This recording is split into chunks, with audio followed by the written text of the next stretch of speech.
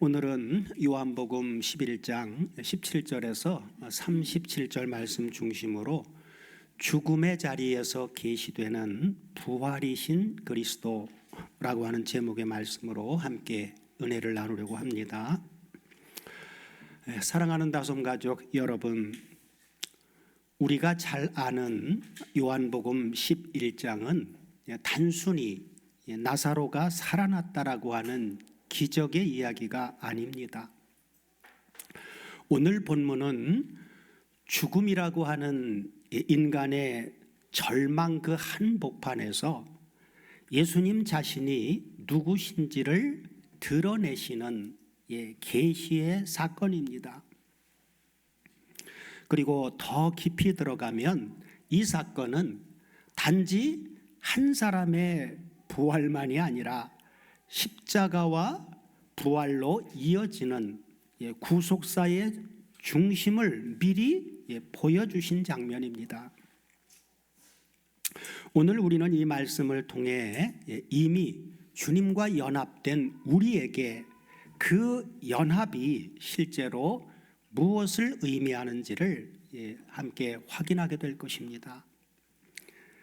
자, 오늘 본문은 어떻게 시작됩니까? 17절 이하를 같이 보시면 예수께서 와서 보시니 나사로가 무덤에 있은지 이미 나흘이라.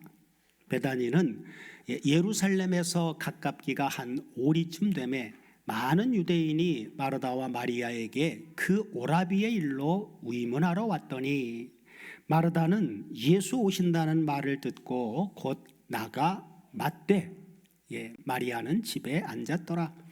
마르다가 예수께 여짜오되 주께서 여기 계셨다면 내 오라비가 죽지 아니하였겠나이다.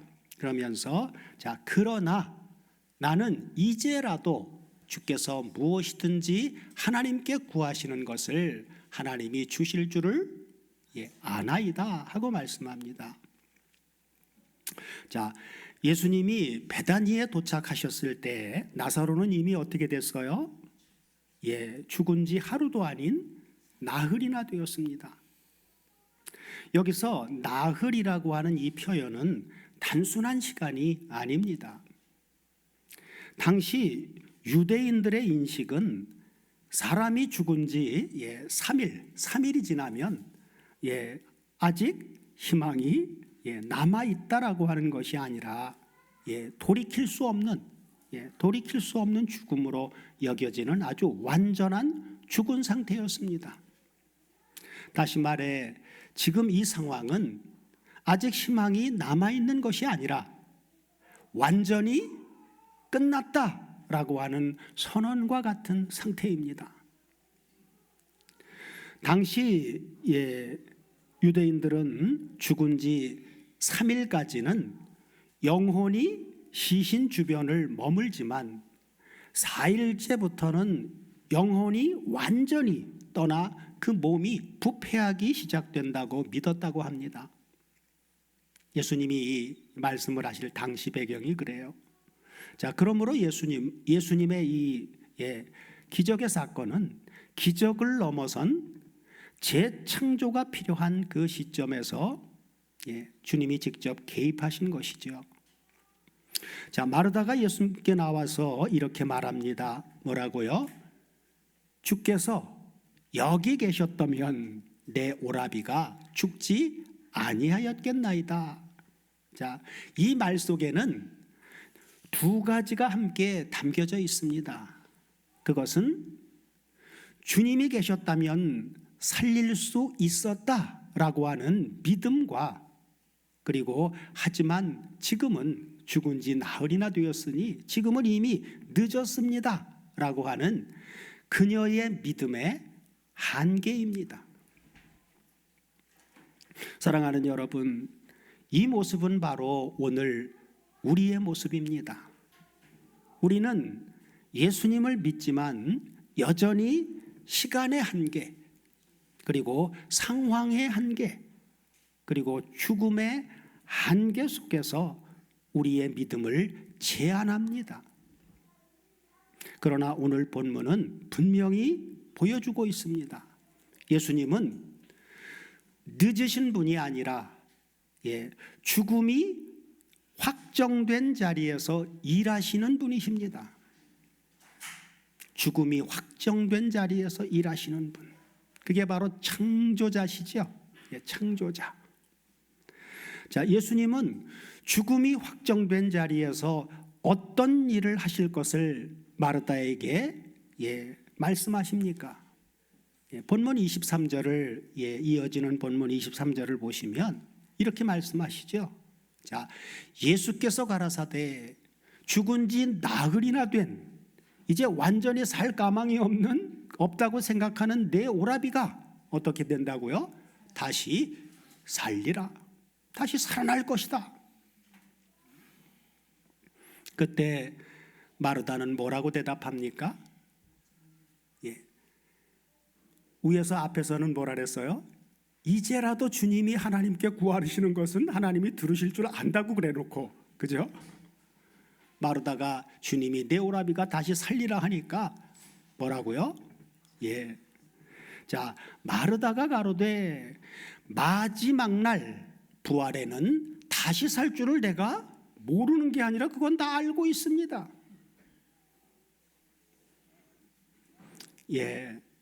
마르다는 대답하죠. 뭐라고요? 마지막 날 부활에는 다시 살아날 줄을 내가 이미 알고 있다고. 사랑하는 여러분, 이 고백은 틀린 말입니까? 아니면 맞는 말입니까? 이 고백은 틀린 말이 아닙니다. 이것은 매우 정통적이고 성경적인 신앙입니다. 그러나 문제가 있어요, 없어요? 맞는 신앙 고백이지만 문제가 있다는 거예요. 맞는데 왜 문제가 있습니까? 어떤 문제가 있는 거예요? 부활을 오직 미래 사건만으로 밀어놓았다는 것입니다. 마르다는 역사적인 부활 교리는 알고 있었지만 뭘 간과하고 있는 거예요? 지금 자기 앞에 서 계신 예수님 안에 있는 현재 부활 생명을 보지 못하고 있다는 것입니다. 바로 이 지점에서 예수님은 놀라운 선언을 하십니다. 그것이 바로 본문 25절 보면 이렇게 선언하시죠. 예수께서 가라사대 나는 미래 역사적인 부활 그때만이 아니라 나는 지금 현재 부활이요 지금 현재 생명이다.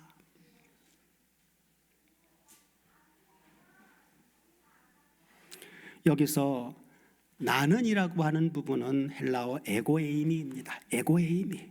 잘 알고 있는 에고에이미. 이것은 단순한 자기소개가 아니라 하나님의 존재 선언입니다.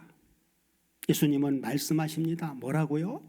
부활은 사건 이전에 바로 나다. 부활은 역사적인 사건 이전에 바로 나다. 그리고 생명은 상태 이전에 바로 나다. 부활은 상태만이 아니라 바로 나다. 지금 나다. 사랑하는 여러분, 여기서 우리는 매우 중요한 분별을 해야 합니다. 이 말씀 앞에서 사람은 두 가지 방향으로 잘못 갈 수가 있습니다.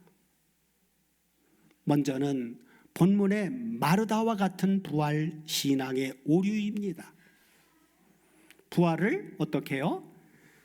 미래로만 미루는 신앙. 이것도 맞는 말이지만 오류다 그 말이에요. 언젠가 부활한다. 또 그러나 지금은 아니다 하는 이것이 바로 오류다 그 말이죠. 이것은 교리적으로는 맞지만 현재의 생명을 놓치고 있는 신앙입니다. 그리고 또 다른 부활 신앙의 오류는 이미 부활이 다 이루어졌다라고 하는 신앙입니다. 디모데후서 2장 18절을 보면 바울 당시도 그런 가르침을 하는 사람들이 있었습니다. 디모데후서 2장 18절이요. 다 같이 한번 보시겠습니다. 진리에 관하여는 저희가 그릇되었도다. 부활이 이미 지나갔으므로, 지나갔다 함으로, 그죠? 부활이 이미 지나갔다는 거예요. 어떤 사람들의 믿음을 무너뜨리느니라.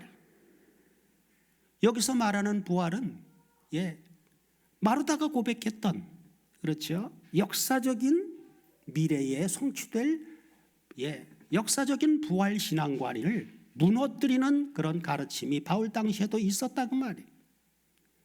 어떤 사람의 믿음을 무너뜨리느니라라고 말씀해 주고 있죠. 자, 그래서 반대로 어떤 가르침은 이렇게 말합니다. 우리는 이미 부활했다. 또 주님과 연합되는 순간 육체는 없어졌고 지금은 부활체다. 지금 우리는 주님의 부활의 몸으로 산다 하고 말입니다. 사랑하는 여러분, 이것은 겉으로는 마르다와 정반대처럼 보이지만 결국은 동일하게 성경의 균형을 벗어난 이해입니다.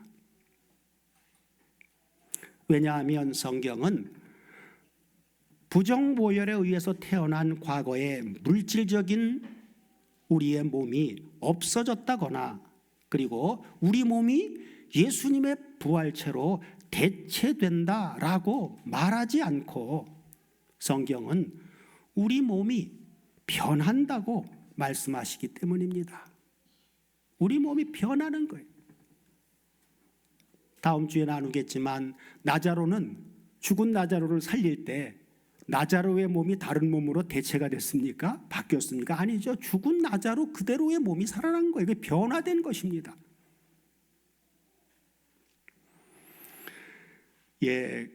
고린도전서 15장은 분명하게 우리에게 말씀해 주고 있습니다. 뭐라고요? 썩을 몸이 썩지 아니할 몸으로 변화된다라고 말입니다. 성경은 우리의 몸은 없어지는 것이 아니라 부활로 변형되는 것으로 말씀해 주고 있습니다. 그래서 빌립보서 3장 21절도 보시면 이렇게 분명하게 말씀해 주고 있죠. 자, 빌립보서 3장 21절이요. 그가 만물을 자기에게 복종케 하실 수 있는 자의 역사로 우리의 낮은 몸을 자기 영광의 몸의 형체와 같이 확 변하게 하실 것이다. 변화되는 것입니다.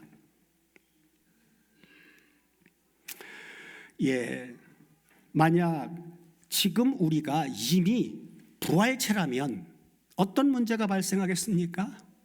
왜 우리는 병들고 또 늙고 결국은 죽음을 통과합니까? 지금 부활체라면? 말이 되지를 않죠.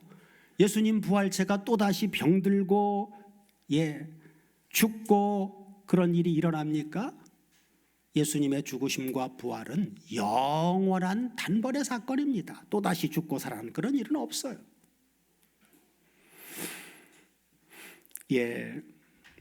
그래서 사도 바울은 오히려 고린도후서 5장 2절에서 이렇게 말합니다. 고린도후서 5장 2절을 다 같이 보시면 다 같이 한번 봉독해 보겠습니다. 과연 우리가 여기 있어 탄식하며 하늘로부터 오는 처소를 덧입기를 간절히 사모하노니 하고 우리가 이 지금 현재 육신의 장막에서 탄식한다라고 말하는 것은 아직 완성이 아니기 때문입니다. 그죠? 그러므로 오늘 본문의 예수님의 선언은 두 극단을 동시에 깨트려 버리시는 말씀입니다. 이제 예수님의 말씀을 다시 한번 보십시오. 본문 25절 이하를 같이 보시면, 자, 예수께서 가라사대 나는 부활이요 생명이니 나를 믿는 자는 죽어도 살겠고 무릇 살아서 나를 믿는 자는 영원히 죽지 아니하리니 이것을 내가 믿느냐? 그러면서 그랬더니 마르다가 가로되 주여 그러하외다 주는 그리스도시요 세상에 오시는 하나님의 아들이신 줄을 내가 믿나이다 하고 말씀합니다. 자, 여기서 25절 후반부에 나를 믿는 자는 죽어도 살겠고 하신 이 말씀은 어느 때의 부활을 말씀하는 것입니까? 미래에 완성될 부활을. 그리고 무릇 살아서 나를 믿는 자는 영원히 죽지 아니하리니 하신 이 말씀은 현재적인 하나님의 부활 생명을 소유한 주님과의 영적인 연합, 곧 우리 영의 부활을 말씀해 주고 있는 것입니다. 우리 영의 부활은 다시 또 죽지 않아요. 계속 영원히 가는 것입니다. 왜? 성령의 내주하심은 영원토록 함께 계시니까 다시 죽지 않는 것입니다. 우리의 영은. 여기서 우리는 분명하게 봅니다. 부활 생명은 이미 시작되었고, 그리고 우리 몸의 부활은 아직 완성되지 않았습니다. 이것이 바로 성경이 말하는 연합의 실체입니다. 그렇다면 성경적 연합이란 무엇입니까? 사랑하는 여러분, 연합은 우리 존재가 없어지는 것이 아니라 그리스도와 연결되는 것입니다. 연합은 우리의 목숨이 예수님 부활체 안에 흡수되는 그런 것이 아니라 요한복음 15장에서 예수님이 말씀하셨듯이 나는 포도나무요 너희는 가지다 라고 하신 것처럼 포도나무와 가지 비유처럼 접붙임, 곧 결합입니다. 우리는 그리스도 안에 있지만 여전히 존재합니다. 그래서 성경은 말씀합니다. 자, 골로새서 3장 3절을 보시면 이는 너희가 죽었고 너희 생명이 그리스도와 함께 어디에요? 하나님 안에 감추어 있음이니라. 우리 생명은, 그죠? 주님과 연합될 때 성령의 내주하심을 통해서 우리에게 주어진 하나님의 생명은 그리스도와 함께 하나님 안에 감춰져 있는 상태로 존재한다 그 말이에요. 그래서 하나님이 이미 주신 생명이 지금은 어떻게 돼 있어요? 감춰져 있습니다. 그렇지만 장차는 어떻게 됩니까? 감춰진 그 생명이 드러납니다. 자, 다시 본문으로 돌아가 봅니다. 본문 11장 25절을 다 같이 보시면 예수께서 가라사대 뭐라고요? 나는 지금 부활이요 나는 지금 생명이다. 지금 예수님은 단순히 교리를 교정해 주시는 것이 아니라 시공을 초월하시며 영존하시는 자신의 존재를 계시하고 있는 것입니다. 영존하는 예수 그리스도, 육신으로 묶여있는 예수님이 아니라 만물을 창조하기 이전부터 영원부터 영원까지 영존하셨던 바로 하나님이신 성자, 그분의 존재를 지금 계시해 주고 있는 것이죠. 마르다는 어디만 봤어요? 현재를 망각하고 현재의 주님이 어떤 존재라고 하는 것을 망각하고 미래만 보았고, 어떤 사람들은 현재만 붙잡으려고 하지만 예수님은 말씀하십니다. 뭐라고요? 부활은 시간의 문제가 아니라 바로 내 존재 자체의 문제다. 내 존재의 문제다. 그래서 중요한 것은 바로 이것입니다. 부활은 언제라고 하는 것이 아니라 누구인가라고 하는 것의 문제라고 하는 것입니다. 언제가 아니라 부활은 누구? 그렇죠. 누가 부활이냐? 그래서 예수님의 선언은 예수님의 선언을 헬라어 원문으로 보면 매우 강력합니다. 자, 나는 부활이요 생명이니를 원문으로 보면 에고에이미 해 아나스타시스 카이 해 조에스. 여기 에고에이미는 우리가 앞서도 몇 차례 언급했듯이 출애굽기 3장 14절에서 나는 스스로 있는 자다 하신 하나님의 자기 계시적 표현입니다. 하나님이 자신을 계시할 때 나는 스스로 있는 자다. 그걸 헬라어로는 에고에이미 그렇게 말한단 말이에요. 이것은 요한복음의 핵심인 예수님의 7가지 자기 선언 중에 가장 강력한 선언입니다. 예수님은 부활을 일으키는 대행자가 아니라 생명의 근원 그 자체이심을 지금 선포하신 것입니다. 그러므로 예수님은 단순히 부활을 주는 자가 아니라 나는 곧 부활 그 자체다. 나는 바로 생명 그 자체다라고 선언하신 것입니다. 사랑하는 여러분, 이것이 바로 구속사적 핵심입니다. 부활은 사건만이 아닙니다.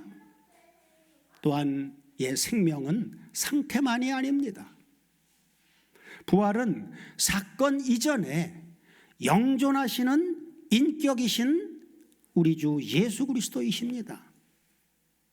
다시 말해 부활은 내일의 사건이나 어제의 상태만이 아니라 오늘 내 앞에 서 계신 영원한 인격이신 누구요? 예수 그리스도이십니다. 그래서 예수님은 이어서 말씀하셨죠. 뭐라고요? 나를 믿는 자는 죽어도 살겠고 무릇 살아서 나를 믿는 자는 영원히 죽지 아니하리니. 여기서 믿는다라고 하는 말은 단순한 지적인 동의가 아니라 무엇을 말하는 걸까요? 성경이 말하는 믿는다라고 하는 것은 그분과의 연합, 그분과의 연합을 의미합니다.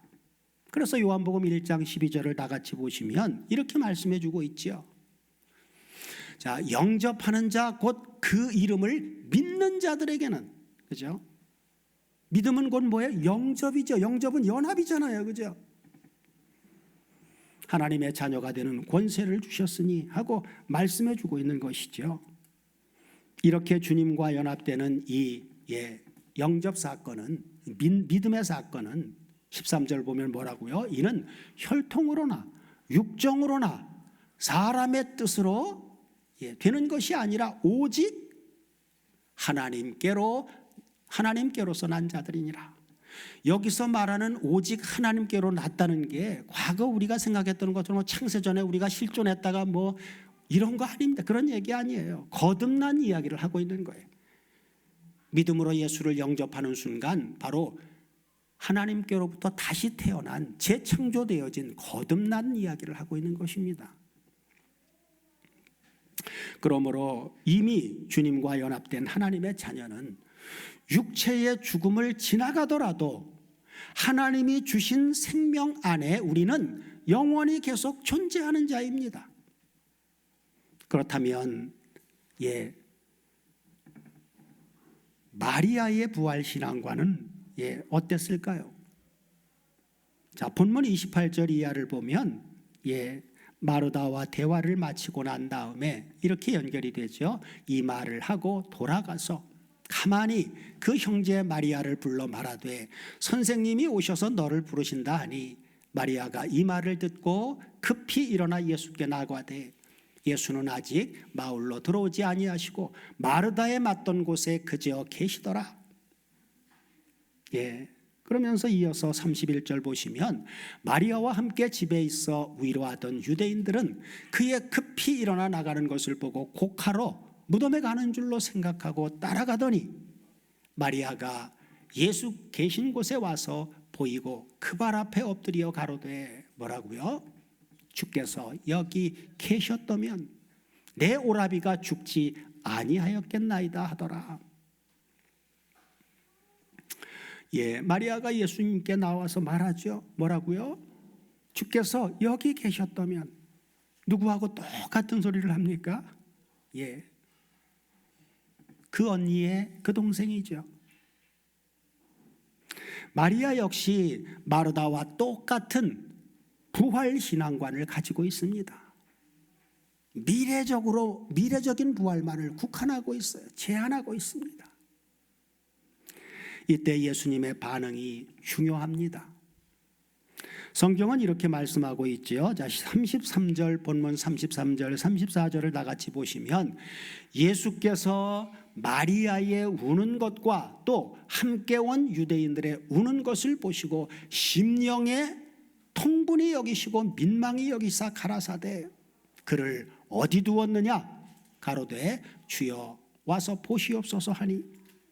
자, 여기 예수께서 어떻게 됐다고 했다고요? 마리아와 그 유대인들이 우는 것을 보고요, 심령에 통분히 여기시고 민망히 여기사라고 말씀하셨는데, 여기서 통분히 여기신다라고 하는 이 부분이, 자, 원문을 통해서 보면 통분히 여기신다라고 하는 것이 헬라어 엠브리오마이, 원형이 엠브리오마이입니다. 이 단어는 단순한 슬픔이 아니라 깊은 분노와 그리고 격렬한 감정의 동요를 의미합니다. 깊은 분노와 격렬한 감정의 동요. 예수님은 지금 단지 슬퍼하신 것이 아닙니다. 죽음 자체를 향해 분노하신 것입니다. 죽음 자체를 향해 분노하신 거예요. 더 정확하게 말하면 하나님의 형상대로 지음받은 인간을 죽음으로 몰고 간 죄, 그리고 그 죄 배후에서 역사하는 어떤 존재요? 사탄의 권세, 사탄과 그 사탄의 권세를 향한 거룩한 분노입니다. 왜냐하면 사망, 곧 죽음은 하나님의 창조 질서가 아니라 죄로 인해 들어온 뭐예요? 원수이기 때문입니다. 그리고 이어지는 가장 짧은 구절은 예수께서 눈물을 흘리시더라. 예수께서 눈물을 흘리시더라. 사랑하는 여러분, 이 장면은 너무나도 놀랍습니다. 생명을 지금 주실 수 있는 분이 울고 계십니다. 죽은 지 나흘이나 된 나자로를 곧 살리실 분이 울고 계십니다. 그러니 이것은 결단코 무능함의 눈물이 아닙니다. 이것은 바로 우리의 고통 속으로 들어오시는 하나님의 눈물입니다. 나사로를 곧 살리실 분이 왜 우셨을까요? 그것은 죽음의 고통 아래 신음하는 우리의 인생과 똑같이 아파하시는 성육신적 공감입니다. 우리의 연약함을 체휼하시는 분이 아니라 그분은 우리처럼 똑같이 연약한 육신으로 오셨기에 우리의 아픔과 우리의 고통을 그대로 체휼하시는 성육신적 공감 말입니다. 주님은 정답만 제시하시는 분이 아니라 우리 곁에서 함께 우리가 울 때 울어주시는 그런 구속자이십니다. 그러므로 주님은 눈물을 흘리시는 하나님, 공감하시는 구속자이십니다. 이처럼 하나님의 구속사는 차가웠고 냉정한 그런 계획이 아니라 하나님의 뜨거운 심장이 담긴 이야기입니다. 자, 끝으로 오늘 본문은 어떻게 마칩니까? 본문 36절, 37절을 다 같이 보시면 이에 유대인들이 말하되 보라 그를 어떻게 사랑하였는가 하며 그중 어떤 이는 말하되 소경의 눈을 뜨게 하신 이 사람이 그 사람은 죽지 않게 할 수 없었더냐 하더라. 사람들은 무덤 앞에 서신 생명의 주이신 예수님의 눈물을 보고 말합니다. 뭐라고요? 보라, 죽은 나자로를 얼마나 사랑하셨는가. 그러나 동시에 이렇게 말하는 사람들도 있었습니다. 뭐라고요? 소경의 눈을 뜨게 하신 이 사람이, 그죠? 그 사람을 살릴 수는 없었는가? 즉 믿음과 의심이 동시에 공존합니다. 사랑하는 여러분, 이 장면은 오늘 바로 우리의 모습이기도 합니다. 우리는 주님의 사랑을 경험하면서도 여전히 상황 앞에 서게 되어지면 의심합니다. 그러나 중요한 것은 이것입니다. 예수님은 우리 믿음의 수준에 따라 일하시는 분이 아니라 예수님 자신의 정체성을 따라서 일하시는 분이십니다. 오늘 본문의 구속사적 의미는 무엇일까요? 이 사건은 단순한 기적이 아닙니다. 우리가 지난주 설교에서도 언급했듯이 나사로를 살리신 사건 이후 11장 53절에서 유대인들은 어떻게 합니까? 예수님을 죽이기로 결의합니다. 다시 말해 나사로를 살리신 사건은 예수님의 죽음을 촉발합니다. 이것이 바로 구속사적 역설입니다. 나사로를 무덤 밖으로 불러내시기 위해 예수님은 스스로 무덤 안으로 걸어 들어가셨습니다. 나사로의 생명은 예수님의 생명과 맞바꿔진 것입니다. 주님은 우리를 살리시기 위해 자신의 죽음을 확정지으셨습니다. 즉, 생명을 주시는 사건이 그분 자신의 죽음을 부르는 사건이 됩니다. 왜 그렇습니까? 예수님은 단순히 나사로 한 사람을 살리시려고 오신 것이 아니라 자기 백성을 영원히 살리기 위해 죽으러 오셨기 때문입니다.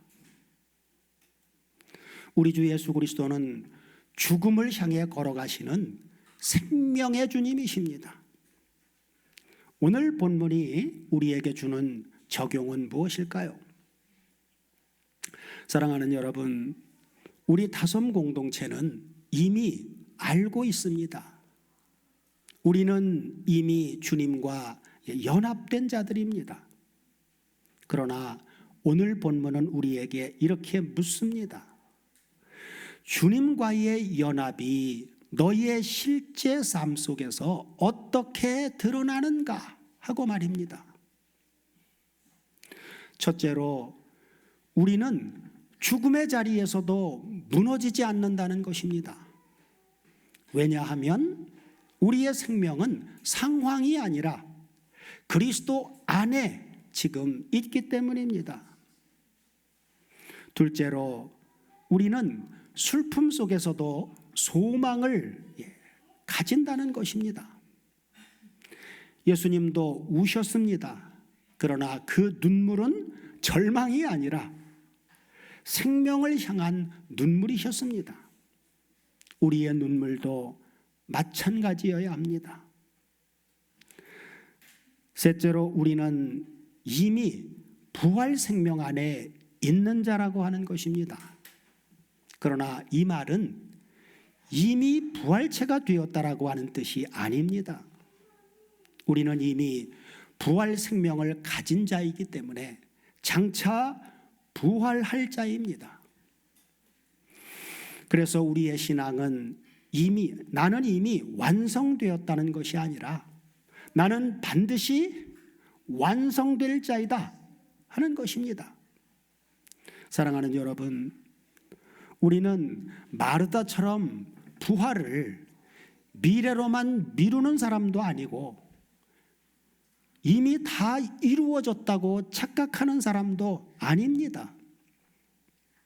우리는 지금 부활 생명 안에 있고 장차 부활의 영광으로 나아가는 자입니다.